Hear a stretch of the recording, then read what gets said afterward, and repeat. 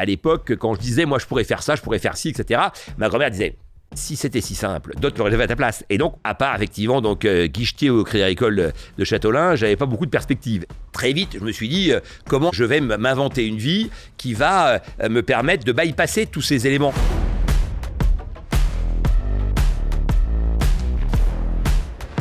J'étais à Châteaulin, je connaissais personne, j'avais aucun réseau. Pour moi, déjà, un mec qui tenait une supérette, c'était un héros économique. Et je découvre ce personnage, Simbali, qui part de rien. Tout de suite, je me suis dit, je pourrais être ce mec-là.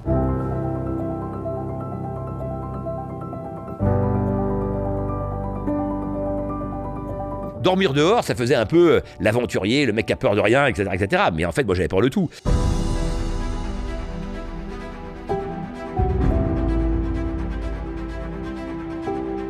Je me suis beaucoup construit sur les relations humaines. 80% de ce que je suis vient de ma capacité à avoir des moments effectivement de vie chez les autres qui m'ont plu et que j'ai essayé ensuite parfois de reproduire.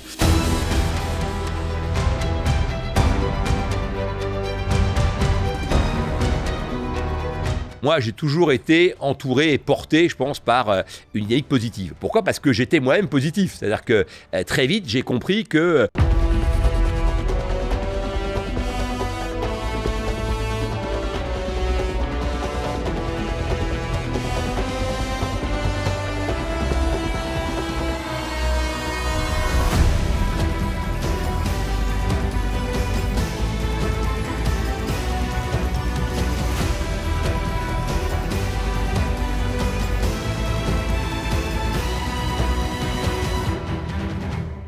Est-il nécessaire de limiter ses rêves à ce qui nous est familier ? Notre invité du jour, lui, a fait tout le contraire. Jean-Pierre Nadir, c'est une carrière d'entrepreneur et d'investisseur à succès. Révélé aux yeux du grand public avec sa participation en tant que jury dans l'émission Qui veut être mon associé à partir de 2022, il a été le précurseur d'Uber Eats en créant le premier service de livraison de pizza à Paris en 1987. Il a par la suite excellé dans le domaine de la presse auprès de Robert Laffont pour fonder en 1990 les éditions de Demain. En l'an 2000, il a su être visionnaire en créant la plateforme de voyage Easy Voyage à l'heure où le digital n'était pas encore démocratisé. Il a grandi dans un coin reculé de Bretagne où il passait ses journées dans les livres d'aventure qu'il utilisait comme une vraie source d'inspiration pour créer sa propre histoire. Ça ne va pas t'étonner si je te dis que chez Paradox, ce genre d'état d'esprit nous inspire. Croire en ses rêves et ne s'imposer aucune limite mentale pour y parvenir, c'est le mindset qu'on aime avoir dans nos équipes. Dans cette interview, Jean-Pierre va te donner des clés pour te construire et développer ta façon de communiquer. Il t'expliquera par exemple pourquoi l'empathie et la transparence occupent une place si importante dans ses relations. Et il te donnera même quelques conseils pour gérer le stress et la fatigue. Alors tu l'auras compris, cet échange est fait pour toi, car il te donnera des clés applicables dans tous les domaines de ta vie. Bon visionnage. Bon, en tout cas, Jean-Pierre, je suis très content. On a passé un bon moment bien fun juste avant de démarrer. Justement, t'es arrivé, il y avait une nana avec toi. Je pensais que c'était ton assistante ou ta fille ou quoi. Et c'était intéressant de découvrir qu'en fait, elle t'a croisé sur le chemin et tu lui as proposé de marcher avec toi et elle avait des questions à te poser sur l'entrepreneuriat. Est-ce que ça t'arrive souvent qu'on t'arrête dans la rue pour te poser des questions ? Écoute, ça m'arrive plus souvent depuis que j'ai fait l'émission, évidemment, puisque préalablement j'étais relativement peu connu. Donc là, j'ai dû faire une trentaine d'interviews, de street interviews, on va dire, la première année. Et cette année, donc vu que le public s'habitue un peu à moi, je pense que effectivement je suis un peu plus connu encore. Et donc là, tous les jours, j'en ai une ou deux, quoi, on va dire. Voilà. Et moi, je prends ça de manière très positive.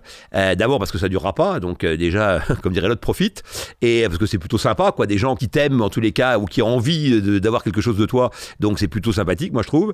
Et puis deuxièmement, donc je pense que le fait de faire une émission comme Qui veut être mon associé, ça te donne des droits, mais aussi des devoirs. Et dans ces devoirs, il y a le fait de faire un peu de SAV post-émission, et donc que ce soit sur les réseaux sociaux, parce qu'on n'en a pas encore parlé, mais le gros quand même des questions qui te sont posées viennent par LinkedIn ou par Insta.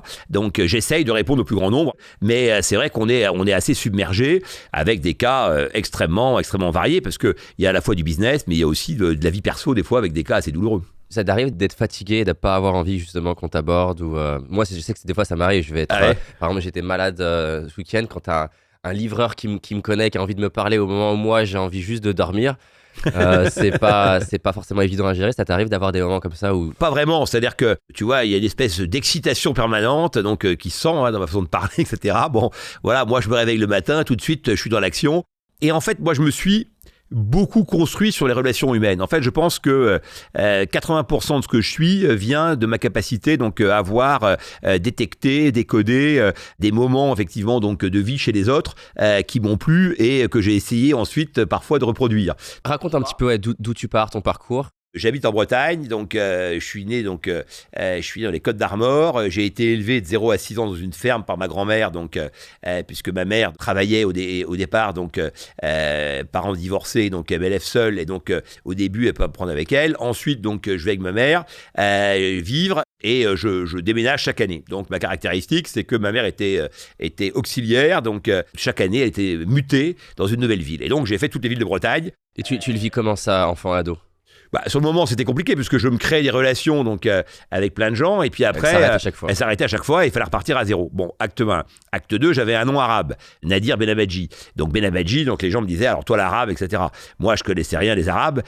Si tu veux, j'avais jamais été en Algérie de ma vie. J'avais juste le nom, mais je devais être comptable d'un certain nombre de choses. Et donc, très vite, en fait, j'en ai pris mon parti et j'ai vécu avec ça. Troisième élément, donc j'essayais quand même de réfléchir à quel pourrait être mon destin et donc je partais quand même d'assez loin. Bon, je voyais bien que voilà, on n'avait pas de fric, on avait une bagnole qui tombait en panne tout le temps, on avait des apparts qui puaient le moisi, ma mère était tout le temps fauchée, donc mais je pense que si tu veux, moi je pense qu'il y a 4 niveaux d'héritage. Et il y en a 2 sur lesquels j'ai été comblé, c'est l'héritage culturel et l'héritage affectif. C'est-à-dire que voilà, senti aimé.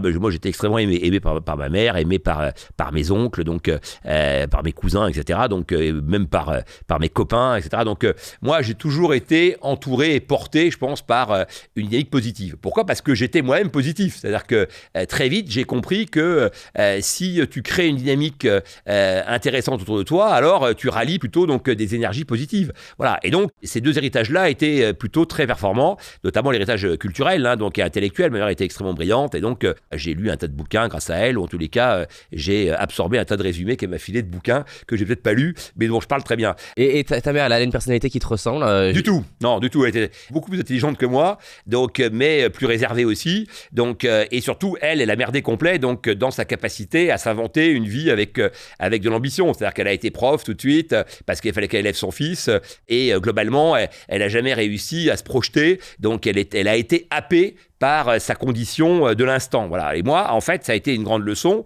Pareil, ma grand-mère, elle a reproduit le schéma familial. Elle avait une ferme, ses parents avaient une ferme, elle avait une ferme. À l'époque, quand j'énonçais des idées, parce que très vite, moi, j'ai eu des idées, donc voilà, monsieur avait des idées, bon.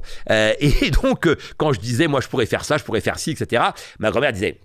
Elle m'appelait Nadi, elle dit quand même Nadi, si c'était si simple, d'autres l'auraient déjà fait, voilà, d'autres l'auraient déjà fait à ta place. Et donc on était d'une condition sociale où en fait on devait accepter et se résigner au fait de reproduire un schéma, et notre seul moyen en fait admis d'élévation, c'était les études. Voilà, parce que les études permettaient effectivement donc de s'élever. Ceci dit, les études, soit elles sont très longues et permettent effectivement de s'élever, soit elles sont relativement courtes.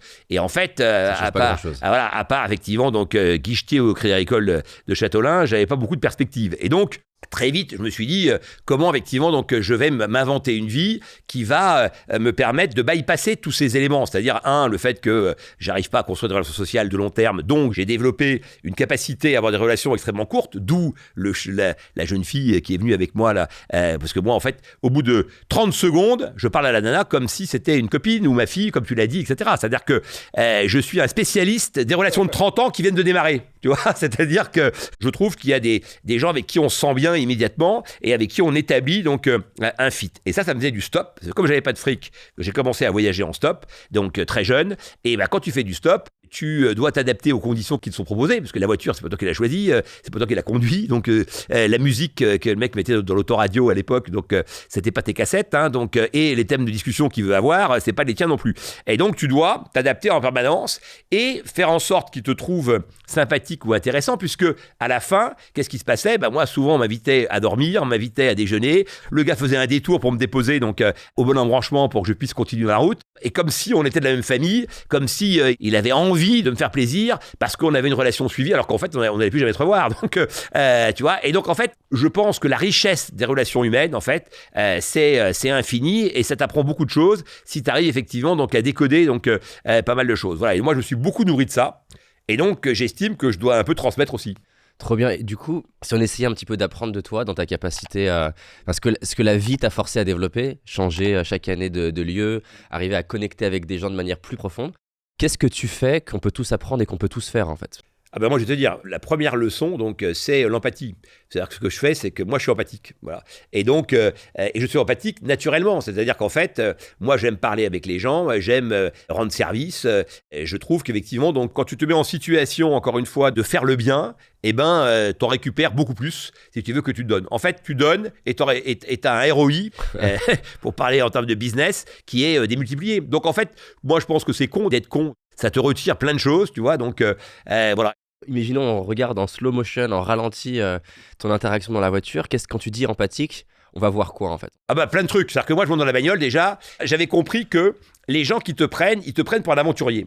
Tu vois, chacun joue un rôle. Parce que le fait d'être sur la route, de faire du stop, d'être un peu costaud, etc., eh ben, t'incarnais quelque chose. Et j'incarnais une forme d'aventure. Et donc, j'essayais de jouer ça. C'est-à-dire que les gens disaient, j'expliquais sport-études, etc. Donc, et donc, les gens, ça les faisait rêver déjà, rien que ça. C'était quand même très particulier par rapport au cursus normal. Donc, je parlais de ça. Quand j'ai commencé à voyager, ben, je parlais effectivement du peu de voyages que j'avais fait, puisque donc à 16 ans, j'ai travaillé comme pompiste. Et puis avec l'argent, je suis parti donc en Irlande et donc ce voyage-là, j'en ai fait des caisses. Tu les faisais voyager par ton histoire. En fait. Exactement, je les ai voyagés et puis comme j'avais lu des bouquins, etc., je partageais un peu. Voilà, j'avais un petit vernis culturel, voilà, que je mettais à disposition. Le fait d'avoir créé ce climat, alors je le faisais pas pour ça, parce que j'ai découvert à cette occasion-là que j'avais un certain charisme, on peut appeler ça comme ça, et donc j'avais une certaine capacité de séduction. Et en même temps, parce que c'est ça qui est important, c'est qu'est-ce que j'en ai retiré. Voilà, moi, à chaque fois que je sortais d'une bagnole, j'avais appris un truc.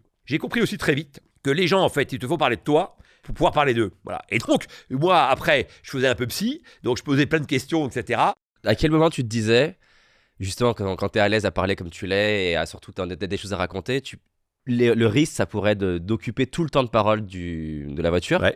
À quel moment tu te dis, bon là, j'arrête de parler, j'inverse et je pose des questions? Ouais, ta remarque est extrêmement juste. D'ailleurs, ça m'a fait défaut aussi parfois, parce que des fois, je me laisse entraîner par ma fougue, et puis je me dis, merde, il n'y a que moi qui ai parlé. Tu vois, donc des fois au resto avec des potes, donc les gens partent en se disant, mais il nous fait chier ce Nadir, il n'y a que lui qui ramène sa presse. C'est un équilibre qui est fin. Comme tout dans la vie. C'est une intuition que tu développes, une sensibilité que tu développes progressivement, où tu sens à quel moment, effectivement, donc les gens ont plutôt envie de parler d'eux. Et en fait, c'est au travers donc de leur prise de parole, parce qu'à un moment donné, il va s'appuyer sur un truc que tu as dit pour développer un exemple qui a rien à voir, mais qui semblerait pouvoir effectivement comparer. Il va dire, ben moi aussi, etc. Et voilà. Et à ce moment-là, bah là, tu laisses parler. Exactement. Et là, tu fais un travail un peu de journaliste. D'ailleurs, après, j'ai été éditeur de presse, j'ai fait des interviews quand j'étais éditeur, et j'adorais ça en fait. Le rôle de l'intervieweur, c'est encore plus puissant évidemment que celui qui répond. En tout cas, c'est super intéressant parce que finalement, si on fait schématique, c'est tu rentres dans un lieu, là, c'est la voiture, mais ça peut être un restaurant, ça peut être une soirée, peu importe. Tu vas amener ton énergie à toi, un climat qui est agréable, qui est positif. Tu vas mettre à l'aise l'autre par le fait de raconter ton histoire avec enthousiasme. Et au bout d'un moment, la personne naturellement dit « Ah bah ça me fait penser à tel truc, j'ai vécu quelque chose de similaire ». Et là, tu bascules en intervieweur. On a un process là, c'est bien. Exactement. Et puis après, tu as même la relation affective. Et là, c'était le plus difficile. C'est qu'après, tu as des gens qui basculent et tu vois, et qui te disent on se reverra, etc., etc., etc. Et moi, je savais très bien qu'on se reverrait jamais, tu vois. Donc, et ça, c'était mon école de la vie. De chaque année, je déménageais, tu vois. Donc, ce modèle de vie avec ma mère où on déménageait tout le temps, on n'avait pas de relation suivie, etc. Ça m'a appris un peu comme les gens qui sont malades, tu vois, et qui arrivent à vaincre la maladie. Après, ils veulent savourer chaque instant. Voilà, moi, je pense que j'ai appris à savourer les instants de relations humaines, donc très fortes. Mais ça a un défaut, parce qu'évidemment, tout système donc a ses défauts, c'est que finalement, les relations de longue durée me font un peu chier. J'allais te poser une question, moi, un challenge que je rencontre aujourd'hui. Avec la notoriété qui grandit, même si elle reste petite, mais néanmoins elle est largement plus qu'il y a 10 ans. Et donc du coup j'ai plein de gens dans mon entourage que je trouve hyper intéressants, avec qui j'aimerais entretenir le lien. Parce qu'au moins il y a 10 ans, j'avais pas beaucoup de choix. Ouais, t'as 3 potes, donc... C'était plus facile. Mais là, il y a plein de gens que je trouve vraiment intéressants, avec qui j'ai de manière sincère envie de continuer la relation. Mais si je fais que ça, bah, j'avance pas dans ce qui compte pour moi, j'apprends pas sur la psychologie, l'humain, je développe pas mon business. Comment toi tu gères? Parce qu'en plus... Je vois bien que t'es hyper à l'aise socialement, beaucoup plus que moi je me considère l'être. Tu dois connecter avec énormément de personnes. Comment tu gères? Mais je cut très vite. C'est ça, en fait, le drame de mon système, si tu veux. C'est que j'ouvre beaucoup de portes et finalement, je rentre dans peu de pièces, quoi, tu vois. Donc, en tous les cas, pour m'y installer. Donc, tu vois, cet été, par exemple, je réserve dans un hôtel donc, de Piole et il y a mon frère qui était à côté. Et il m'écoute, donc, le truc, il dit, mais t'es allé combien de fois dans cet hôtel? Je dis jamais, je connaissais même pas il y a 3 secondes. Il dit, c'est incroyable comment tu parlais à la fille, etc. Et quand je suis arrivé à l'hôtel et tout, les gens m'attendent, monsieur Nadir, machin, parce que j'ai créé un climat, tu vois, mécaniquement. C'est que moi, j'appelle, etc. Je fais des blagues et tout ça. Et c'est naturel, c'est-à-dire que je joue pas à un jeu, voilà. Donc, par contre, encore une fois, le point faible, c'est que moi, je pars, ça me fait ni chaud ni froid. T'es entraîné à arrêter la relation. Voilà. Quand ma fille est née, je vais avoir 58 ans, et donc ma fille a 12 ans, donc je l'ai eue à 45. Et donc moi, je voulais pas d'enfant, parce que j'étais un père tardif, puis je m'étais dit que je serais un mauvais père. J'avais développé un modèle qui était assez auto-alimenté, tu vois, parce que un truc que j'ai pas encore dit, c'est que pourquoi ça marche mon système?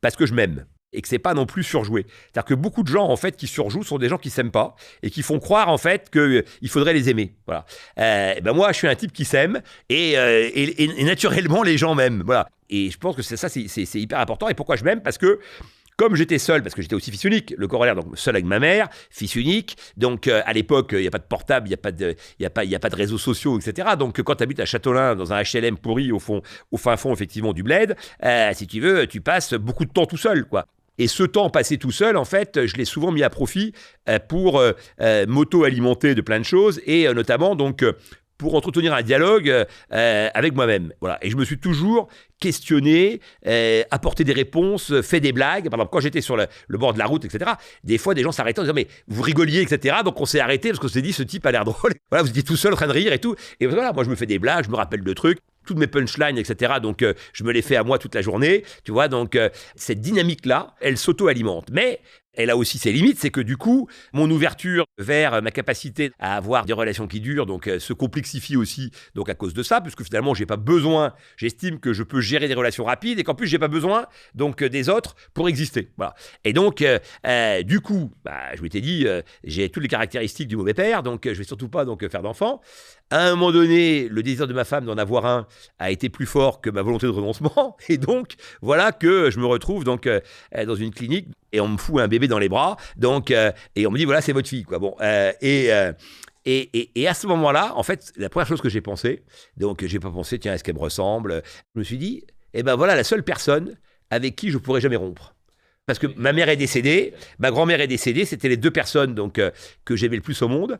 Parce que ta femme, les nombres de gens qui divorcent, si tu veux, donc voilà, et le taux est assez élevé, voilà. Mais par contre, ta fille, il était établi que j'aurais toujours des relations. Donc il y a une seule personne au monde avec qui je serai toujours en relation, c'est ma fille. Et donc ça a changé quand même ma façon de voir le monde et les choses. Et justement, comment ça t'a enrichi dans cette capacité à créer une relation plus Bon, durable? ça m'a rendu moins égoïste, quoi, je pense. C'est-à-dire que j'étais quand même très auto-centré, parce que tout ce que je raconte, on se dit, ce type, quand même, quelle arrogance, etc. Donc, à la fois, on peut se dire, il est sympathique et tout ça, et en même temps, on peut se dire, il y a une forme d'arrogance qui se dégage de ça, puisque à partir du moment où c'est naturel, c'est pas de l'arrogance, mais à partir du moment où tu as compris que tu avais de l'impact sur les gens et que tu t'en sers, il y a une forme, effectivement, donc quand même, et que toi, en plus, t'en fais une méthode, entre guillemets, et que tu la revendiques, on pourrait se dire quand même le gars il se la pète un peu comment tu vois, et donc du coup le fait d'avoir un enfant ça te ramène sur terre parce que concrètement donc maintenant la star c'est elle, les choix qui sont faits sont souvent faits en fonction d'elle. Et la projection de pas mal de choses est faite en fonction de l'âge qu'elle a, de la manière dont on va devoir opérer, etc. Il y a évidemment une transmission naturelle qui se fait et qui me renvoie en miroir pas mal de mes défauts. Puisqu'en fait, évidemment, elle pompe beaucoup de choses de mes défauts. Et donc, je me dis, mais ça c'est vraiment insupportable. Je vis maintenant ce que d'autres ont vécu avec moi. Par exemple, c'est quoi une chose qui a fait effet miroir et qui t'a fait un peu travailler sur toi? C'est le fait, si tu veux, de vouloir toujours avoir raison. C'est-à-dire que moi, en fait, dans les débats, etc., en fait, je m'en défends. Mais c'est vrai que quand des fois je me vois, etc., je me dis, mais quel con ce Nadir, quand même, à vouloir toujours avoir gain de cause, etc. Moi, je pense que d'avoir tort, c'est bon aussi. Bizarrement, si tu veux, je doute beaucoup. Mais ça se voit pas du tout. Est-ce que tu doutes beaucoup tout seul et que quand tu es en interaction, tu es sûr? Est-ce que c'est ça le schéma? Non, j'ai les deux, mais c'est vrai que j'ai du mal à construire une réflexion à plusieurs. J'ai un modèle de réflexion, j'ai un modèle tout court d'ailleurs, et j'ai beaucoup de mal en fait à interagir. Tu vois, par exemple, je vois que quand je donne des conseils à des start-upers, je suis bien meilleur quand je suis tout seul que si on est à un board, etc., avec tout le monde qui ramène sa fraise, et à la fin, j'ai l'impression que finalement, l'impact se dilue. j'ai beaucoup de mal à additionner les qualités de plein de gens pour atteindre, en tous les cas, en faire un tout qui sera meilleur. Je sais capter ce que les gens ont à donner, je sais le synthétiser et le restituer et en faire une voix. J'ai beaucoup plus de mal à partager les prises de décision. On pourrait creuser longtemps sur ce sujet-là, c'est super intéressant pour moi. Et ça me parle, j'ai été enfant unique, je passais beaucoup de temps tout seul, de me créer mon propre univers et d'arriver à être bien avec moi-même. Tu vois, je pense que c'est déjà un message, c'est-à-dire que être en paix avec soi-même, considérer qu'on est, si ce n'est un homme bien, en tous les cas, là où on voulait être, tu vois, je pense que c'est important. Moi, quand je vois rétrospectivement l'enfant que j'étais, je suis assez convaincu qu'à part quelques éléments comme la prise de poids, etc., l'enfant en question serait assez satisfait de l'homme que je suis devenu. C'est-à-dire que si le toi de 12 ans, il voyait, il se dirait waouh, quoi. Il se dirait, c'est pas mal, quoi, voilà. Parce que lui, il sait de là où on est parti, quoi. Il dirait de là où on est parti, c'est pas mal, quoi, voilà. Finalement, cette vie était belle. Et justement, qu'est-ce qui, avec du recul, tu trouves le plus beau dans la vie que tu t'es créée?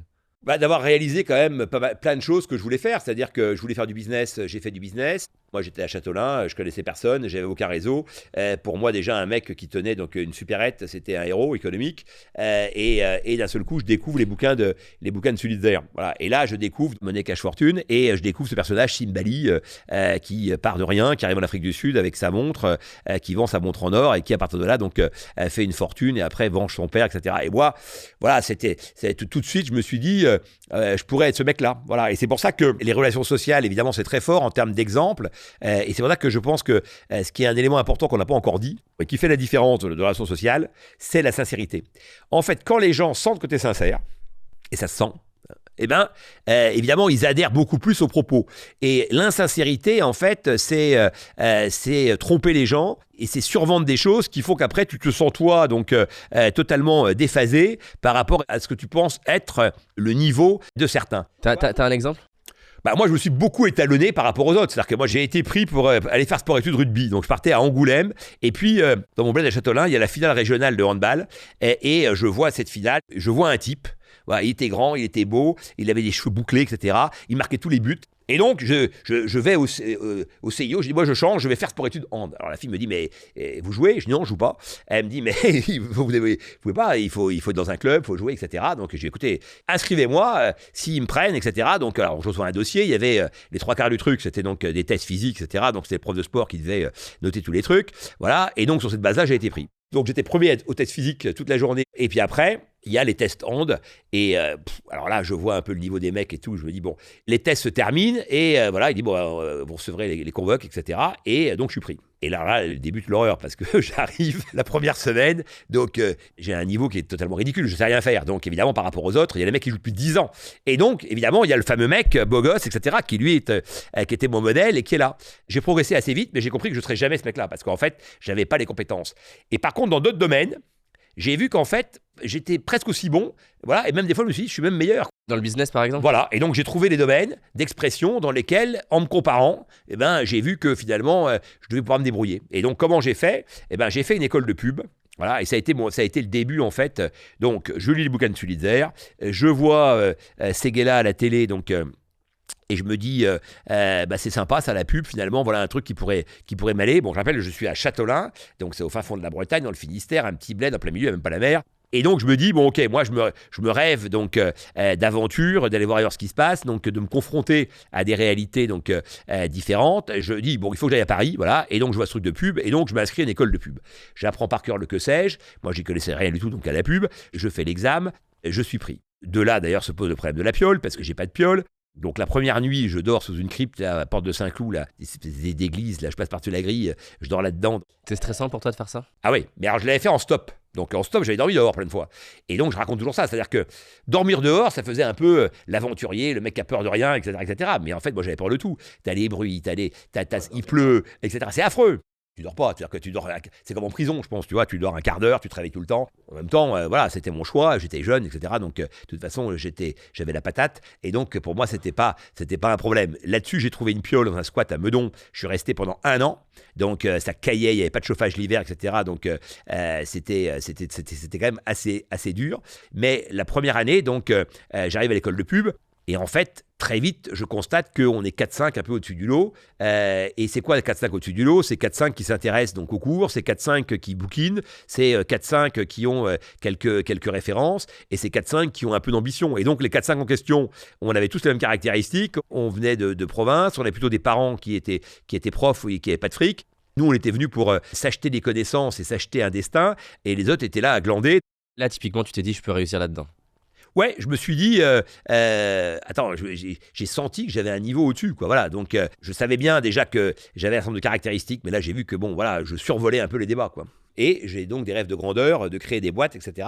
Alors que je ne sais même pas comment on fait, hein, donc j'ai pas le début de réalité. Mais là, j'ai des cours de marketing, etc. Donc je commence déjà à avoir une base beaucoup plus forte donc, que celle que j'avais donc, précédemment, puisque en fait, j'avais pas grand-chose. Donc, et là, surtout, je commence à avoir un petit début de réseau. Pourquoi ? Parce que certains étudiants ont leurs parents qui sont dans le business, donc je me fais inviter à dîner, etc. Et donc là, je rencontre des gens, j'écoute ce qu'ils disent, je pose plein de questions, etc. Souvent, les parents me trouvent vachement sympa, etc. Voilà, toujours le même truc. Et donc, du coup, je suis aspiré aussi par cette dynamique-là. J'ai des copains qui, dans les 4-5, là, qui sont bons, avec qui on brainstorm. Je commence à monter donc, mon niveau de jeu. Et donc là, je dis, je veux créer une boîte. Et donc, je suis à Neuilly, à midi, et je vois toutes ces brasseries remplies, etc. Donc tous ces gens qui sortent des bureaux et qui vont dans les restos. Et je me dis, pourquoi finalement donc on pourrait pas amener les repas directement donc dans les boîtes. Il y a des gens qui veulent déjeuner donc rapidement. Il y a des gens qui veulent déjeuner à plusieurs, mais un qui veut manger chinois et l'autre qui veut manger oriental. Il faut qu'ils fassent un choix s'ils veulent déjeuner ensemble. Est-ce qu'on pourrait pas donc aller voir ces boîtes et leur proposer de livrer? Et donc, je vais voir les boîtes en question, je prends des rendez-vous et je signe des contrats donc, avec ces boîtes pour les livrer. Donc là, tu n'as pas d'équipe en fait. Finalement, tu joues le rôle de commercial. Exactement. Alors mon pote me dit, mais comment on va faire, etc. Je dis, on va aller voir des restos qui ne bossent pas le midi et on va leur proposer de livrer. Et donc là, j'invente quelque part Uber Eats, quoi, tu vois. Donc je vais à Levallois-Perret, je vais voir des restos, donc un resto français, un italien, un oriental et un asiatique. Et je leur dis, voilà, vous travaillez le soir, pas le midi. Le midi, je vous propose de bosser pour moi, vous produisez et on va livrer donc les boîtes. Donc là, il me faut un transport. Donc j'ai un copain qui a une 2 chevaux, je connais un gars qui connaît un gars qui cherche du boulot, qui a une 2 chevaux. Je lui dis, écoute, si tu veux, tu viens avec nous et tu fais les livraisons, etc. Et on commence comme ça et ça se développe. Mais quelque part, ça se complique parce que le gars avec la 2 chevaux, donc récupérer, donc on prenait les commandes avant 11h, récupérer tous les plats, les amener, etc. Donc des fois, il était en retard et tout. Donc ça se complexifie. Et je me suis dit, on ne pourra pas aller beaucoup plus loin. Tu vois, et donc avec ce modèle-là. Donc l'un des éléments à retenir, au-delà effectivement de ma faconde et de cette espèce de détermination donc qu'on perçoit en général, c'est aussi donc je sens les signaux et je dis principe de réalité, notre truc va aller dans le mur. Donc je me dis comment je peux faire pour améliorer le dispositif, donc sans avoir 4 mecs avec des 2 chevaux ou 5 mecs, etc. Parce que de toute façon, j'en ai pas les moyens et cette logistique, elle va me flinguer. Et donc, c'est là que j'en arrive à la pizza. Et je me dis, le truc qui serait bien, moi j'avais fait des crêpes dans les campings donc quand j'étais jeune, et donc je me dis, de toute façon, un truc qui marche bien, donc c'est la pizza. Et donc, je vais me mettre dans la pizza et je vais livrer donc le midi et le soir. Et là, je vais ouvrir complètement donc mon business. Voilà. De là, il fallait acheter un four à pizza. Et là, à côté, à l'angle, il y avait une pizzeria énorme. Et donc, je me renseigne. Je vais voir à la fin du service, je vais voir un serveur. Voilà, et je lui dis, écoutez, bonjour, etc. Je me renseigne sur la pizza. Je cherche des renseignements pour les approvisionnements et notamment donc, où on achète les fours, etc. Et le gars me dit, vous trouvez bien, c'est notre patron donc, est le premier fournisseur de Paris donc, en matière de pizzeria. Et je dis, alors, comment on peut le rencontrer ? Il me dit, prenez rendez-vous donc, avec son assistant. Etc. Donc j'ai un rendez-vous, voilà. Et le gars était plutôt un peu froid. Et donc, et voilà, il me fait signe. Je rentre dans le bureau, il me fait signe comme ça. Donc, j'avance. Il me fait comme ça, donc je m'assois. Bon. Il me dit, bon. Alors, je lui dis, voilà, donc je voulais rencontrer, merci beaucoup, etc. Donc, j'ai un projet, j'ai déjà fait ça, maintenant je veux faire ci, etc. Et donc, le mec m'écoute. Et à la fin, donc, il dit, votre projet est nul, vous n'avez aucune chance, mais vous êtes tellement sympathique que je vais vous aider. Voilà. Et donc là, moi, je savais que c'était gagné. On est dans de la livraison, on est d'accord. Là, je vais démarrer la livraison. Mais attends, ça n'existe pas, hein, je suis le premier en Europe. On est en 87, tu vois, donc à l'époque, il n'y a pas un mec en Europe qui fait ça. Alors comment j'ai eu l'idée ? Parce que j'avais lu 3 lignes dans le monde des affaires sur Domino's Pizza qu'il se lançait aux États-Unis et on disait que le mec avait fait 200 ou 300 et qu'il allait développer une franchise, 3 lignes, tu vois. Et j'avais retenu ce truc-là Et les clients, juste, c'est des boîtes toujours? Alors, au début, les boîtes, et puis après, je me dis les particuliers. Et comment je fais les particuliers? Oui, parce qu'il n'y a pas Internet, comment... Rien. Donc, je fais Internet avant l'heure. C'est-à-dire que c'est quoi Internet a permis quoi dans le commerce ou a changé quoi fondamentalement? C'est d'avoir le contact direct avec le client et en transformant tes clients en ambassadeurs. Et donc en créant des communautés. Bon, c'est le grand truc du web. La grande révolution quand même du web, c'est d'avoir créé des communautés autour des marques avec même des consommateurs militants qui font la promotion de ta marque. Comment t'as fait ça? Alors comment j'ai fait ça? J'ai été voir tous les petits commerçants de Neuilly et de Levallois. Je leur ai proposé de mettre une affiche sur leur vitrine, Miss Pizza, ça c'est mon truc, un triangle avec une fille en scooter, Miss Pizza. En contrepartie de quoi, je leur donnais 2 pizzas, 2 salades par mois. D'accord? Du coup, premier truc, donc ils goûtaient les produits.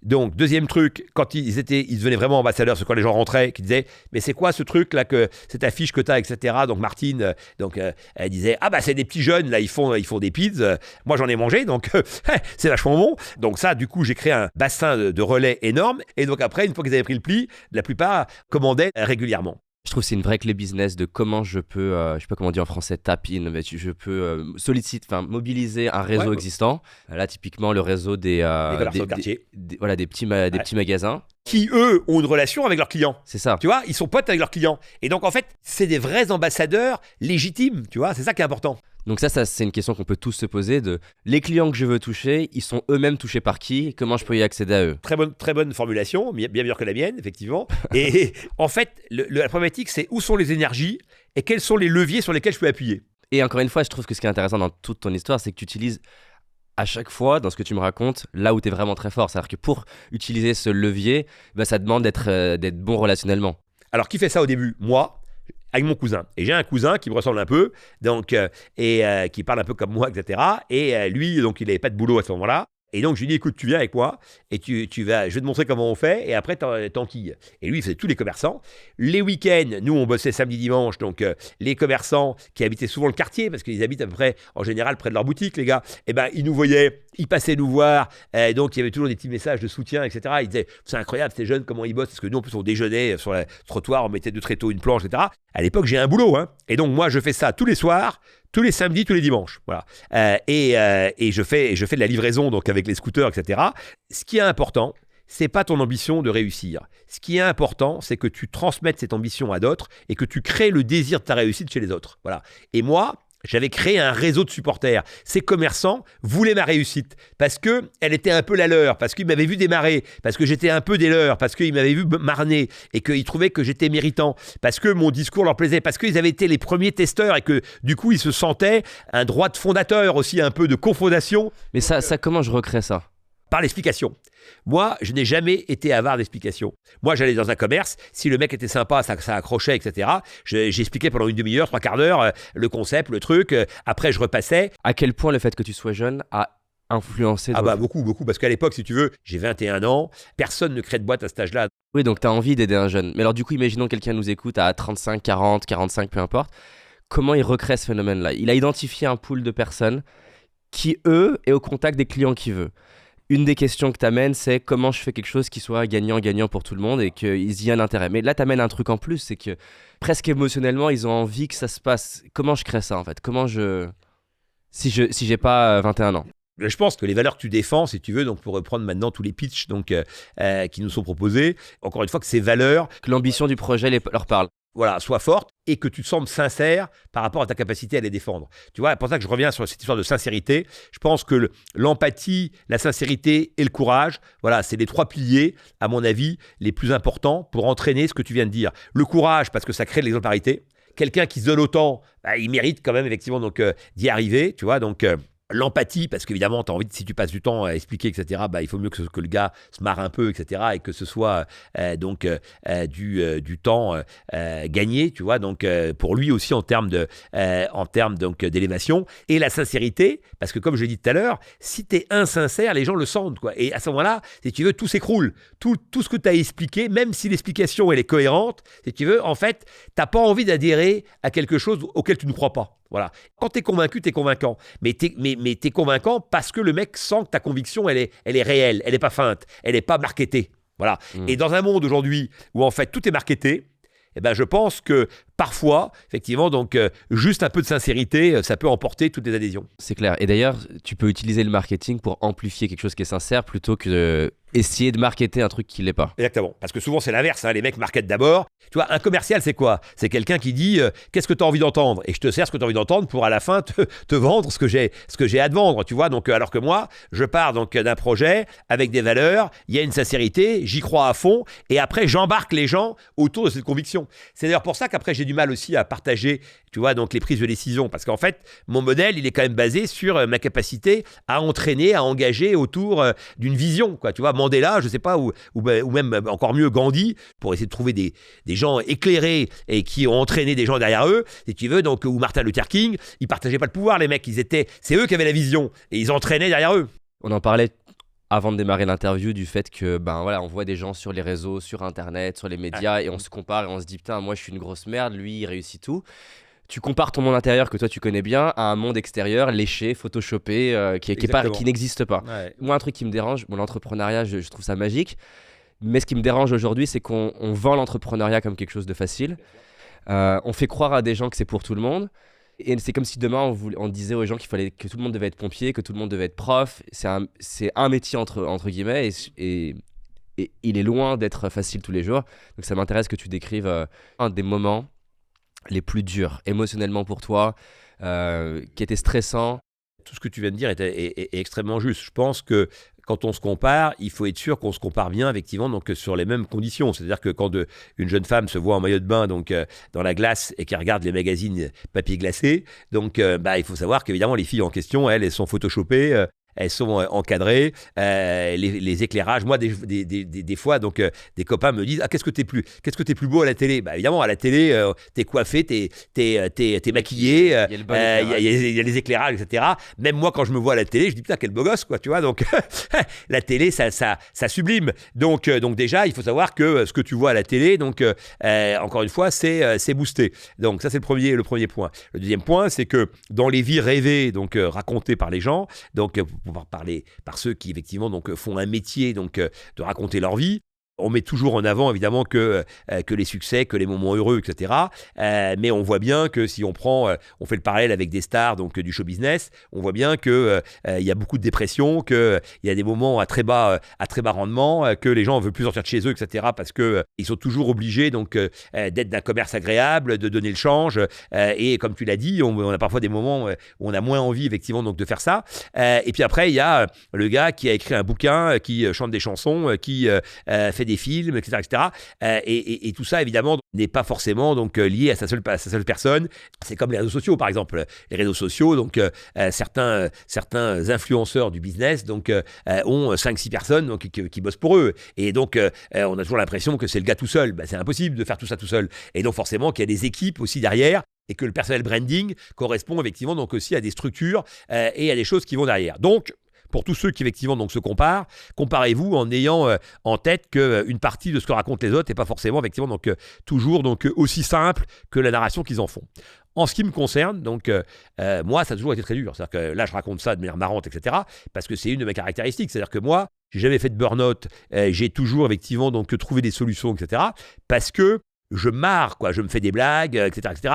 Et donc, comme j'ai raconté tout à l'heure, et que j'aime les relations sociales, et que globalement, effectivement, donc, chaque jour qui passe, je me nourris chaque jour de quelque chose, quoi. Et donc, ça arrive à me faire passer des caps. Mais il est évident que j'ai été confronté à des degrés de difficulté extrêmement élevés, puisque j'ai démarré sans capital, donc évidemment avec toutes les difficultés qui vont avec, que j'ai souvent eu plus d'ambition que les moyens qui étaient à ma disposition. Dans l'émission, tu vois, qui est mon associé, donc j'ai dit, moi, mon argent, donc on investit son argent comme on l'a gagné, et moi, mon argent, il sent plus la sueur que le bonheur. Si tu veux, c'était pas de la formule, quoi, c'est un fait. C'est-à-dire que moi, j'ai toujours effectivement gagné.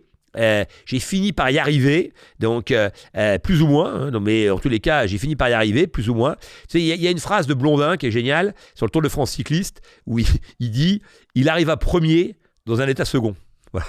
Moi, j'ai souvent été dans cette caractéristique, c'est-à-dire du gars qui finit par y arriver, mais quand même un peu sur les genoux. Et donc, j'ai eu des journées où j'arrivais donc à 7h30, je quittais donc je sais pas quoi moi à 22h, 23h et j'enquillais, j'avais quand même 120 salariés, etc.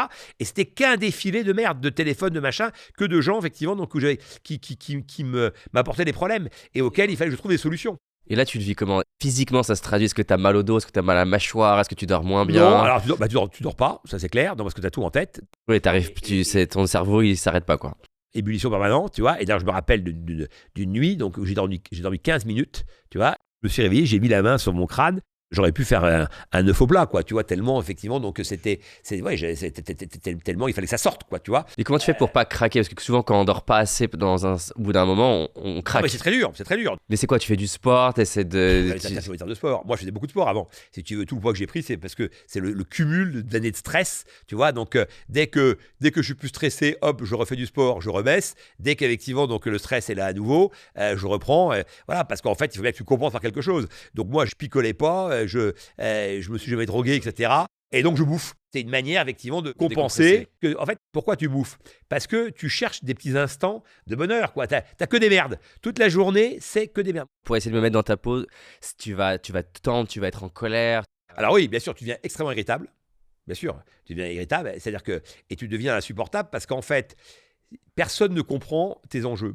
Et donc, il y a un décalage énorme entre le niveau de stress qui est le tien et les enjeux que tu es en train de vivre et la perception de l'extérieur. Et donc, quand un gland vient te faire chier avec un problème à la noix, alors que toi, tu es en train de gérer, tu vois, donc des problèmes de fond qui vont peut-être faire que tu vas ou survivre ou mourir, évidemment que, tu vois, c'est comme, je sais pas moi, une nana, une influenceuse qui rentrait dans un bloc opératoire de chirurgie lourde pour dire on pourrait m'opérer de mon petit bouton sur le nez ou je sais pas quoi, alors que le mec est en train de sauver un type qui a peut-être crevé. Et donc, voilà. Et donc, moi, je faisais de la chirurgie de guerre, j'étais pas dans la chirurgie esthétique. Donc, chaque fois qu'on venait me voir avec un petit problème à la noix, alors même que j'avais plutôt d'habitude le profil du gars qui aide tout le monde à gérer les problèmes, etc. D'un seul coup, là, tu deviens, voilà, et t'en vas balader des gens, et donc tu deviens moins bon. Parce que forcément, tout mon modèle de réseau relationnel où j'encourage, j'anime, je fais en sorte que les gens soient boostés, etc. D'un seul coup, effectivement, donc il s'écroule. Et donc tu rentres dans un cercle très mauvais. Bah déjà, merci d'avoir partagé cette phase de ta vie. Question rapide, réponse rapide. Est-ce que tu as un film préféré? Film ou documentaire? Ouais, préféré, je sais pas. Il était tout dans l'Ouest, donc ça a été mon film préféré très longtemps parce que justement là, je pense que Sergio Leone, il y a un côté disruptif, quoi. D'un seul coup, donc on filme les gens différemment, donc on montre des vrais gens qui puent, qui sont mal sapés, qui ont des sales gueules, qui ont des cicatrices, etc.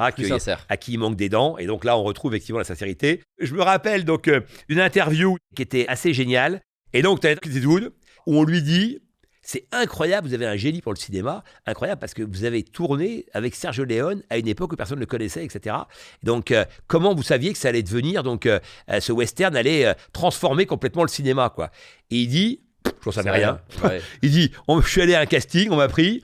Il dit, 1 an après, on m'appelle, on me dit, il y a la projection du film, est-ce que tu veux venir? J'y vais. J'avais oublié complètement le film. Et là, je me vois à l'écran, etc. Et je me dis, c'est pas mal ce truc. Voilà. Et bah tu vois, voilà, la sincérité. Citation préférée? Ma citation préférée, c'est ce que j'ai dit dans l'émission. Donc voilà, j'avais comme seul talent le fait de ne pas savoir que j'en avais pas, quoi. C'est-à-dire que moi, je pense que j'ai pas de talent particulier, mais j'ai une détermination très forte qui finalement a fait que j'ai pu développer quelques qualités. Si tu pouvais poser une question ou passer un moment avec une personne vivante ou morte, tu choisirais qui? Jacques Brel, Rimbaud ou Céline. Tu leur demanderais quoi? Ah bah je les écouterais. Parce que ce sont des gens qui sont dépassés par leur talent, qui sont habités par leur talent. Rimbaud a 17 ans, il écrit ses premiers poèmes, il sait même pas de quoi il parle. Et sa mère donc lit, comprend rien de ce qu'il a écrit et lui dit mais Arthur, qu'est-ce que tu as voulu dire? Et il dit ce qui est écrit. Voilà, parce que quelque part ça sort de lui. Et ce mec, il habite un bled paumé, il n'a jamais vu un poète de sa vie, etc. Et il est habité par ce talent, bon, comme Mozart, comme voilà. Et moi, ça t'inspire ça? Ah ben moi, comme j'ai jamais eu ce talent-là, j'aurais adoré être porté par un talent naturel. Mais tu l'as. Pour moi, c'est ta capacité à connecter avec les gens. Oui, mais si tu veux, je l'ai travaillé. T'as pas tort, mais on peut pas comparer ça avec les plus grands génies. J'aurais adoré être quelqu'un comme ça, voilà. Être dépassé par mon talent. Voilà. Moi, en fait, mon énergie a créé mon talent. J'aurais préféré être dépassé par mon talent.